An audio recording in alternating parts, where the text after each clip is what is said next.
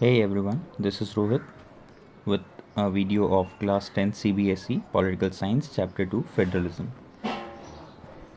Let us basically discuss what the term federalism means. The word federalism, according to the text, is defined as a system in which the power is divided between a central authority and various constituent units of the country. Now, the country which we live is termed as a federal nation. India is a federal country. इसका मतलब है कि India में ये follow होता है. So let's take an example which we all can relate to easily. जैसे India में वी हैव सेंट्रल गवर्नमेंट. ठीक है. So that central government is nothing else but in the definition the central authority. ठीक है. अब उस central authority central government के पास कुछ पावर्स है. इसके सिवाय there are many constituent units of the country.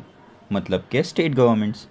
So central government है, स्टेट गवर्नमेंट्स है और लोकल गवर्नमेंट भी है इंडिया में. अभी लोकल गवर्नमेंट को इंक्लूड नहीं करते, keep it simple. So central government और स्टेट गवर्नमेंट्स है. और ये दो जो यूनिट्स क्रिएट हुए हैं, इसमें जब पावर शेयर किए जाते हैं तो उसको बोला जाता है फेडरलिज्म.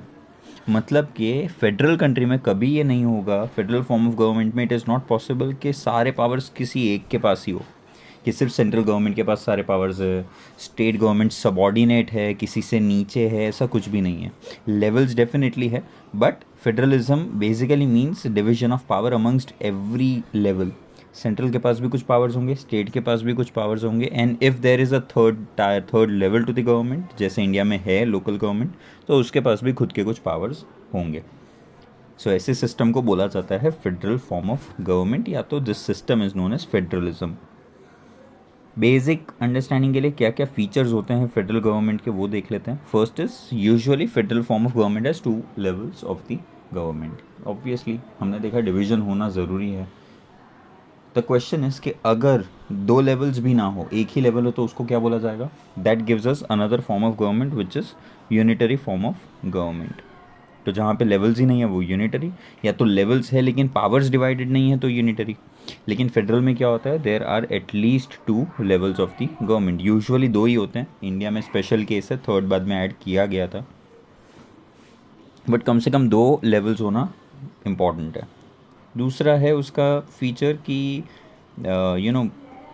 जो दो लेवल्स हम डिस्कस कर रहे हैं उसमें से एक लेवल जो है वो पूरी कंट्री के लिए रिस्पॉन्सिबल होगा, कॉमन इश्यूज़ के लिए जो हर एक को अफेक्ट करे. और दूसरा जो लेवल होगा वो यूजुअली स्टेट या तो प्रोविंस के लिए होता है, जो डे टू डे एडमिनिस्ट्रेशन अपने स्टेट का ही देखेंगे सिर्फ. जैसे इंडिया में सेंट्रल गवर्नमेंट पूरे कंट्री को गवर्न करती है, जिसमें सारे स्टेट्स भी आ जाते हैं. लेकिन if I take an example of Gujarat government, तो गुजरात गवर्नमेंट की रिस्पॉन्सिबिलिटी गुजरात है, वो फिर दूसरे स्टेट्स या पूरी कंट्री को नहीं हैंडल करेगी. ठीक है. तो उसके पावर्स उसके पास है लेकिन स्टेट तक है. सेंट्रल के पावर्स भी उसके पास है लेकिन पूरी कंट्री के लिए है. That is the only difference. अब इन दोनों के जो पावर्स है, जो यूनिट्स है, levels, tyres of the government है, उसके पावर्स दोनों के पास है. और इम्पॉर्टेंट बात यह है कि दोनों अपने पावर्स इंडिपेंडेंटली यूज़ करते हैं. मतलब they are independent to each other, किसी पे डिपेंडेंट नहीं है. स्टेट गवर्नमेंट डिसीजंस ले सकती है, उस सेंट्रल को पूछने की ज़रूरत नहीं. सेंट्रल भी डिसाइड कर सकती है, स्टेट को पूछने की ज़रूरत नहीं है.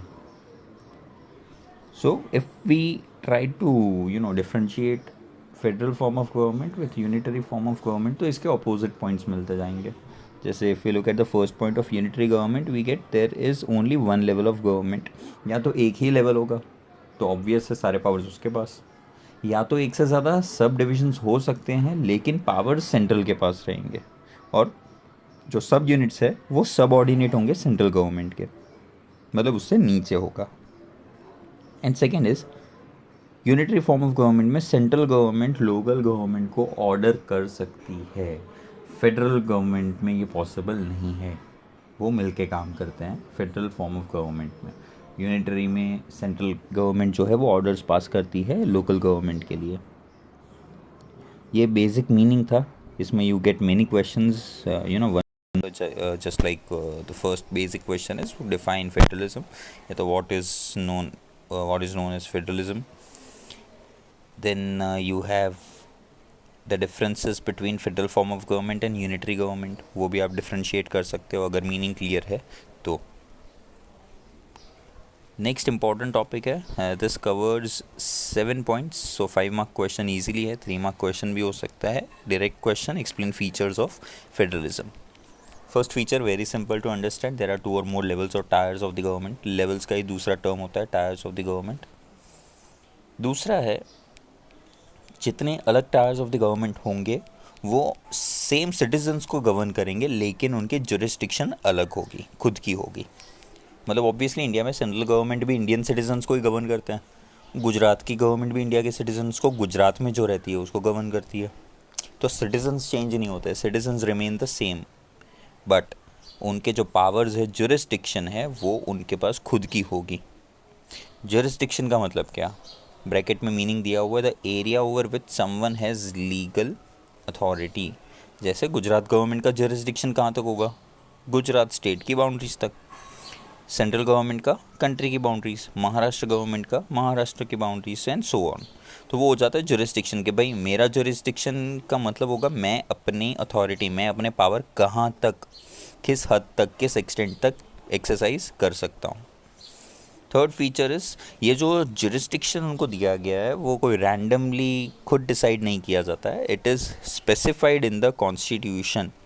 कॉन्स्टिट्यूशन में मेंशन होता है और होने की वजह से वो एक कॉन्स्टिट्यूशनल गारंटी बन जाती है जो कि कोई और उससे ले नहीं सकता है. सो जुरिस्डिक्शन अलग होंगे, खुद के होंगे और वो कॉन्स्टिट्यूशन में मेंशन होंगे.